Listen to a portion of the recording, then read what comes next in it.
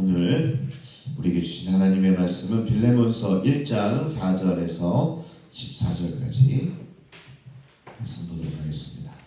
빌레몬서 제가 가지고 있는 성경 351쪽 신약 351쪽에 있는 빌레몬서 1장 4절부터 14절까지 우리 한 목소리로 같이 봉독하겠습니다. 시작. 내가 항상 내 하나님께 감사하고 기도할 때 너를 말함은 주 예수와 및 모든 성도에 대한 내 사랑과 믿음이 있음을 들음이니 이로써 내 믿음의 교제가 우리 가운데 있는 선을 알게 하고 그리스도께 이르도록 역사하느니라. 형제여 성도들의 마음이 너로 말미암아 평안함을 얻었으니 내가 너의 사랑으로 많은 기쁨과 위로를 받았노라. 이러므로 내가 그리스도 안에서 아주 담대하게 내게 마땅한 일로 명할 수도 있으나 도리어 사랑으로서 간구하노라. 나이가 많은 나 바울은 지금 또 예수 그리스도를 위하여 갇힌 자 되어 갇힌 중에서 낳은 아들 오네시모를 위하여 내게 간구하노라. 그가 전에는 내게 무익하였으나 이제는 나와 내게 유익함으로 내게 그를 돌려보내니 그는 내 친복이라. 그를 내게 머물러 있게 하여 내 복음을 위하여 갇힌 중에서 내 대신 나를 섬기고자 하나 다만 내 승낙이 없이는 내가 아무것도 하기를 원하지 아니하노니 이는 너의 선한 일이 억지같이 되지 아니하고 자유로 되게 하려 함이라. 아멘. 사랑하는 성도 여러분 평안하십니까? 빌레몬서 두 번째 시간인데요. 바울은 먼저 빌레몬의 믿음과 사랑에 대한 칭찬으로 시작합니다. 칭찬을 5절에서 주 예수와 및 모든 성도에 대한 내 사랑과 믿음이 있음을 들으니 사랑과 믿음을 언급하고 7절에 성도들의 마음이 너로 말미암아 평안함을 얻었으니 내가 너의 사랑으로 많은 기쁨과 위로를 받았노라. 대단한 칭찬 아닙니까? 우리 바울에게 대사도에게 이런 칭찬을 받으면 기분이 너무 좋을 것 같아요. 빌레몬은 너의 사랑만으로 내가 대사도인 바울이 기쁨과 위로를 받았다는 겁니다. 기쁨 받았다는 거죠. 위로를 받았다는 겁니다. 서양 대화법에 보면 무엇을 요구하거나 지적하기 앞서 항상 칭찬으로 시작합니다. 이 서양 사람들은 보통 이렇게 이야기를 해요. 전 처음에는요 무슨 입발림 소리 아닌가, 뭐 굳이 이렇게까지 이야기할 필요가 있는가 이렇게 생각했었는데요. 생각해보면 좋은 방법인 것 같아요. 어떤 요구나 지적이 있을 때 우리의 감정이 쉽게 상하기 마련이죠. 일단 감정이 상하면요 본인에게 엄청난 도움이 되는 말임에도 불구하고 쉽게 받아들이지 못하게 됩니다. 특히 자녀들에게 뭐 이야기할 때도요 마찬가지입니다. 자녀들이 듣고 변화되는 걸 원하잖아요. 그럼 어떻게 해요? 감정이 상하게 만들면 안 됩니다. 아무리 좋은 이야기라도 전달이 잘 돼야 되잖아요. 근데 감정이 이미 상했어. 그러면 어떻게 돼요? 아무리 좋은 얘기라도 잔소리가 되는 거죠. 그러면 아이들에게 들려지지 않게 된다. 그러니까 오늘 바울도요, 이 빌레몬에게 하고 싶은 말이 있는데 그 말을 하기 전에 빌레몬 지금까지 해왔던 그런 것들에 대해서 칭찬해주고 네 한 행위가 나에게 기쁨이 된다. 이런 이야기들을 함으로써 시작을 하고 있는 거죠. 이렇게 칭찬으로 시작하는 대화는 청자의 감정을 상하지 않게 할 뿐만 아니라 정말로 전달하고 싶은 요구나 지적이 중간에 묵살되지 않게 하는 그런 힘이 있다. 당시 오네시모의 일은 개인적인 문제를 넘어 사회 이슈였고 관계적 문제였기 때문에 아주 복잡하게 얽혀 있다는 겁니다. 우리는 지금 민주주의를 살고 있으니까 노예를 받아주는 것에 반대하지만 당시 바울은 빌레몬에게 대단한 신앙적 결단을 요구하는 것이기 때문에 그렇습니다. 좀 받아주면 어때? 노예가 한두 명도 아니었을 거고 뭐 이렇게 생각하면 쉽지만 당시 사회적 그런 분위기로 봤을 때는 이 어마어마한 일을 벌인 거고 오네시모가 이걸 받는다는 것은요 그냥 쉬운 일이 아니었기 때문에 그렇습니다. 그러면서 당시 이런 사회적 관계적 문제라도 신앙과 무관하지 않다라고 지금 바울이 지적하고 있습니다. 앞에서 언급한 지금까지 예수님을 향한 빌레몬의 믿음과 사랑, 더불어 평소에 성도들을 향한 빌레몬의 신실함과 그 사랑이 지금 오네시모를 용서하는 일과 무관치 않다. 우리 신앙과 삶을 구분하는 경향이 있습니다. 그래서 썬데이 크리스천이라고 불리기도 하잖아요. 교회에서는 거룩하고 신실하지만 세상에서는 그렇지 못하다고 비난받기도 합니다. 그래서 요즘에는요, 일상에서의 거룩함, 선결을 요구합니다. 교회 내에서 거룩함이 아니고 기독교인들이 세상에서, 일상에서 거룩함을 보여라. 거룩이 교회 안에서의 삶의 양식이 아니라 우리의 삶의 터전 일상에서 세상과 구별된 거룩한 백성으로 사는 게 너무나 중요하다는 겁니다. 당시 사회적으로 도망간 노예를 처벌할 수 있었겠지만 법적으로는 아무런 문제가 되지 않았지만 신앙적으로는 어떨까요? 모든 성도를 사랑하는 빌레몬 또한 오네시모를 신앙적으로는 용서할 수 있어야 한다는 겁니다. 당시 사회적으로, 문화적으로, 정치적으로 뭐 괜찮아요. 노예를 부릴 수도 있고 도망간 노예를 처벌할 수도 있어요.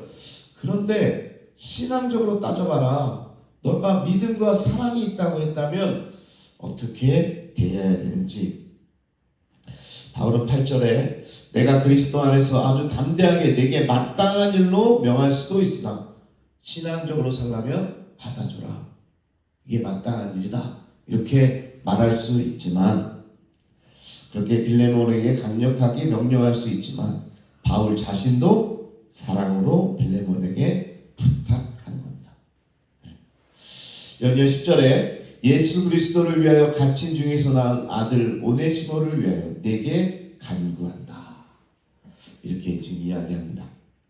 연금 상태에 있던 바울은 오네시모를 자신의 아들로까지 부르게 되는데요. 도주 노예였던 오네시모를 아들로 부른다는 것은 엄청난 사회적 파장을 일으키는 일이었습니다.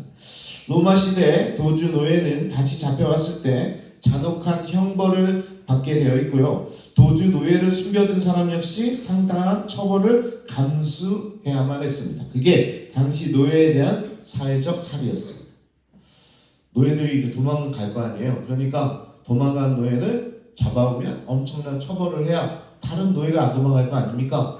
그리고 노예로 숨겨준 사람까지도 처벌해야 이런 일이 안 일어나니까 그 소위 거기 노예를 부리는 상위 계층에 있는 사람들이 이렇게 만들어 놓은 겁니다.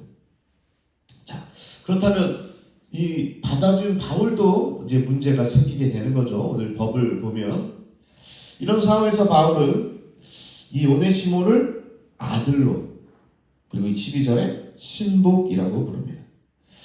신복, 이런 단어 많이 들어봤죠? 어디서 많이 들어봅니까? 조폭 영화에서 많이 듣잖아요. 조폭 영화에서. 얘는 내 오른팔이야. 얘는 내 신복이야. 조폭 영화도 안 보시는군요. 조폭 영화 때 보면요, 이거 신복이란 말은 사실은 그런 영화에서 나와서 어감이 안 좋은데, 이 원어의 이 스플랑크나는 우리 몸속에 있는 내장, 심장과 같은 아주 중요한 기관을 일컫는 거기 때문에 없어서는 안 돼 사람이다 라는 뜻이 되겠죠. 그래서 풀어보면 마음 놓고 부리거나 일을 맡길 수 있는 충성된 사람, 그게 바로 신복입니다. 신복. 그냥 받아주는 것만 해도 대단한 일인데 처벌을 받을 수 있음에도 불구하고 바울이 이 오네시모를 받아줬는데, 그냥 받아준 게 아니라 뭐라고 불러요? 아들이라고 부르고 또 신복이라고 부르는 겁니다. 내가 마음 놓고 부릴 수 있는 충성된 사람, 내가 마음 놓고 맡길 수 있는 충성된 사람이 바로 오네시모다. 이렇게 이야기하고 있는 거죠. 오네시모를 향한 바울의 마음을 엿볼 수 있습니다.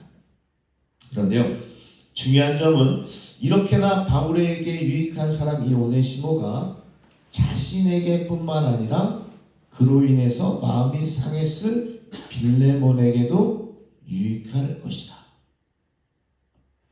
바울이 지금 오네시모가 신복과 같다 이렇게 이야기하면서, 근데 나만 유익한 게 아니라 너에게도 유익할 거다.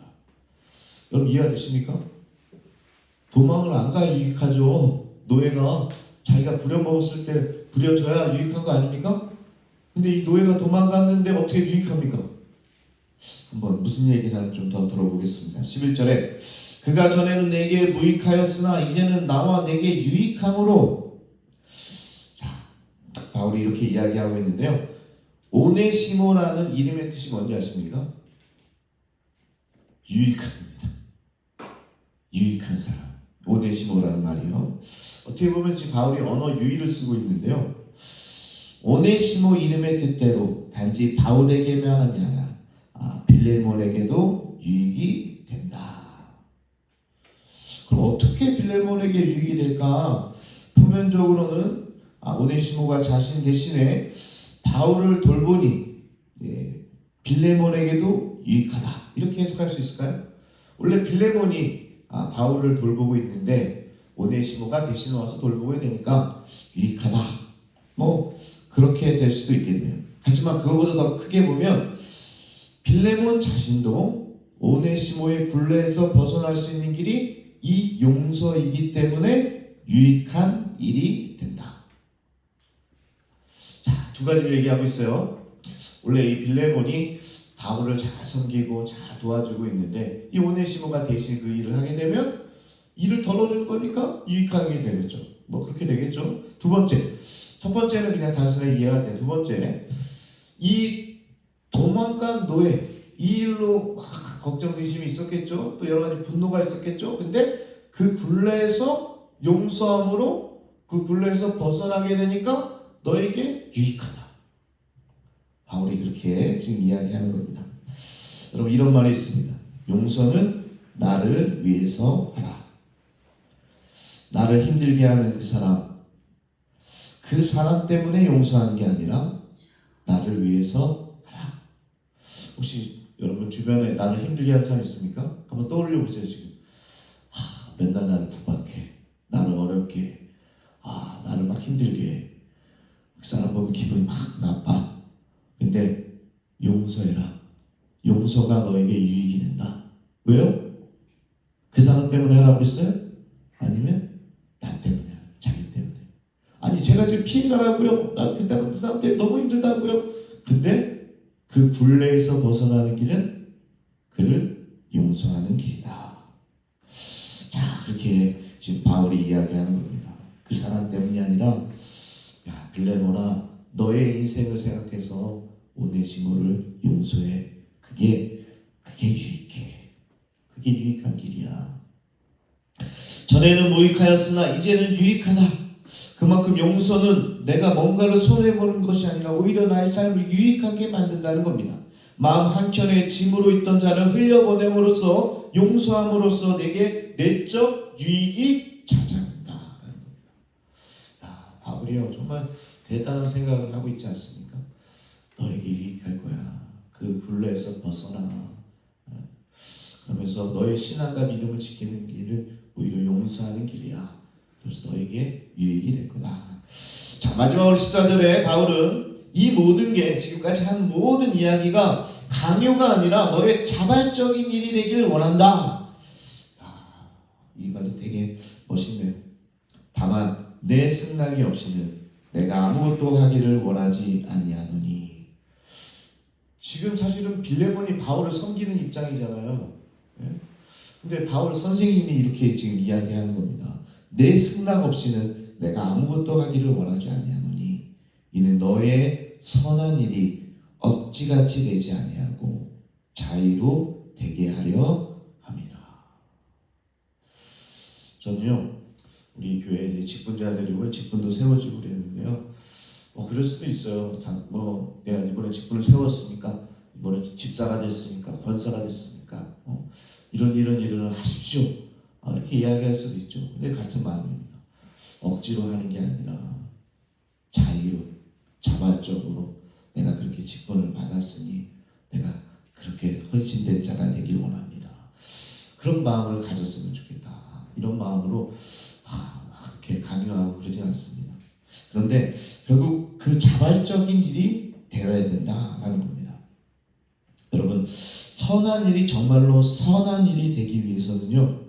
다시 이야기합니다. 선한 일이 정말 선한 일이 되기 위해서는 누가 시켜서 하는 일이 아니라 스스로 자원하는 마음으로 할 때 진정 선한 일이 될 겁니다. 타의로 하면요. 언젠가 눌려져 있던 그게 막 스물스물 다시 올라옵니다. 누가 시켜서 하기 싫어. 안 할 거야 그랬는데 목사님이 시켜서 이거 해. 그래서 하기 싫은데 그러면요 그때 잠깐 감춰져 있는 거지 나중에 또 스물스물 올라와서 터지게 돼 있어요. 그럼 걷잡을 수 없는 거죠. 결국 자신이 풀어야 됩니다. 자신이 풀어야 돼요. 빌레몬이 오네시모를 용서해야 됩니다. 구불레에서 벗어나야 됩니다. 바울이 시킨다고 해서 용서해? 싫은데. 그래서 용서했으면 언젠가 터진다니까요. 그런데 바울도 이야기합니다. 내가 너를 시킬 수 있지만 명령할 수 있지만 너의 자유로 하기 원한다. 스스로 그 굴레에서 벗어나야 된다. 그렇게 이야기하고 있습니다. 한 가지 더 생각해봐야 할 점은요. 지금 말씀을 보면서 우리는 보통 빌레몬에 우리의 감정을 대입하기 쉽습니다. 오늘 말씀도 읽으면서요. 그래 나를 힘들게 한 사람 그 사람을 어떻게 용서할 수 있을까? 그렇게 생각하고 있을 것 같습니다. 여러분도 그렇게 하나님께 하소연하고 하는데요. 그런데 우리가 스스로를 대표해야 할 사람은 여러분 빌레몬이 아니고요. 오네시모입니다. 오네시모. 나 같은 사람, 이 무익한 사람, 노예와도 같은 사람을 주님께서 자기 목숨을 내어주기까지 사랑해주고 받아주셔서 아들로 삼아주셔서 이제는 무익한이 아니라 유익한 종이 되었다는 겁니다. 여기요 빌레몬 아무도 없습니다. 여러분 빌레몬 없어요. 우리는 다 오네시모입니다. 우리 같은 자를 주님께서 받아주시는 거예요. 말도 안 되는 일이에요. 도망가 노예를 왜 받아줍니까? 처벌해도 정말 마음이 풀리지 않을 텐데 근데 받아주는 거예요. 받아주는 정도가 아니고요. 아들로 받아주는 거예요. 신복으로 받아준다고 그랬잖아요. 신복으로 심장과 같다. 주님께서 여러분 그렇게 받아주십니다. 할렐루야. 자, 우리 지난주 빌레몬서를 소개하면서 이 개인적인 서신이 어떻게 성경에 등재됐을까? 그냥 바울이 빌레몬에게 편지 보낸 거 아니야? 근데 이는 단순히 개인의 일이 아니라 나름의 이유가 있을 거다라고 말씀을 드렸는데 기억나시나요? 빌레몬서는 단순히 오네시모의 신분이 해결됐다 정도가 아니라 성경을 읽는 우리도 그런 존재였지만 주님의 은혜로 용서로 받아주심으로 하나님의 자녀가 되었음을 상기시키는 겁니다. 내가 빌레몬이 아니라 오네시모구나. 그런 나를 하나님께서 받아주셨구나. 여러분 주님의 은혜가 아니었으면요 우리 원래부터 무익한 종이었습니다. 그러나 이제는 복음으로 주님의 은혜로 하나님 앞에 설 수 있는 유익한 존재로 부름받게 되었습니다. 여러분 여기 있는 모든 여러분들이요 무익한 사람이 아니에요. 이제는 유익한 종이 되었습니다. 왜? 하나님께서 받아주셨잖아요. 하나님께서 여러분을 지금 안아주시잖아요. 그러니까 더 이상 나는 무익하다, 쓸모없다, 쓸데없다 그게 아니에요. 유익한 종. 하나님이 너 나의 신복이야. 너 나의 아들이야. 내가 너가 필요해. 너의 복음을 전하고 너의 헌신이 내가 너무나 필요하다. 이렇게 유익한 종이라고 이야기합니다. 이런 은혜를 우리가 지금 받았는데요. 앞으로의 삶은 유익한 종으로 살아야 되지 않을까요? 말씀에서 이야기한 대로 억지로가 아니라 자발적 헌신으로 내게 주신 달란트로 섬길 수 있는 일을 찾아서 우리가 유익한 종으로 살아가기를 축복합니다. 같이 생각해 봅시다. 이제 마지막으로 내게 맡겨진 일이 무엇인지 용서든 사랑이든 구제든 섬김이든 헌신이든 누가 시켜서가 아니라 자의로 기쁨으로 감사함으로 그렇게 선한 일을 할 때 진정 하나님 앞에서 교회 앞에서 우리는 유익한 종으로 살아갈 줄로 믿습니다. 우리 같이 기도하겠습니다. 오늘 기도할 때는요 우리가 빌레몬이라고요? 아니라고 했어요. 우리가 누굴 용서해주고 그런 입장이 아니라 우리는 오네시모 같은 사람들입니다. 정말 어디로 도망치고 무익하고 정말 쓸데없고 그런 자들 우리 하나님께서 받아주셨어요.